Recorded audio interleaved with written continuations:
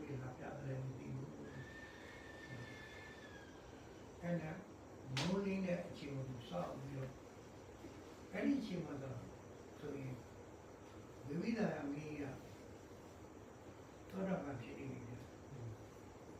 အဲ့ဝိရုံအကြောင်းခုလေဆိုသောတာပန်ဒီမင်းရရပြီးတဲ့အခါမှာလူတယ်လို့ဖြစ်နေအဲ့